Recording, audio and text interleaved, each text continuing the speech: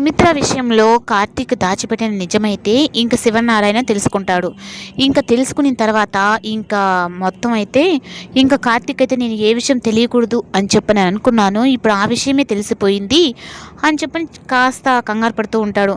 ఇంక శివనారాయణ దశరథ్ అయితే వచ్చి ఇంక కార్తీక్ షర్ట్ పట్టుకొని నా భార్య విషయంలో తను నువ్వేం చేయాలనుకొని ఈ నిజం దాచిపెట్టావు అని చెప్పనని ఇంకా తనని నిలదీస్తాడు. ఇంక శివనారాయణ అలాగే అందరూ అయితే చాలా బాధపడతారు సుమిత్ర విషయంలో. ఇంకా డాక్టర్ గారు వచ్చి సుమిత్రకి ఏం జరిగింది అంటే తనకి ఇంకా కార్తీక్ని మీరెవరు ఏం అడగాల్సిన అవసరం లేదు, సుమిత్రకి బ్లడ్ క్యాన్సరు అని చెప్పనని తనైతే అసలు నిజమైతే చెప్పేస్తుంది. ఇంకా అలా చెప్పిన తర్వాత దశరథ్ అయితే నా భార్యని కాపాడుకునేది ఏది లేదా అని చెప్పని తనైతే అడుగుతాడు.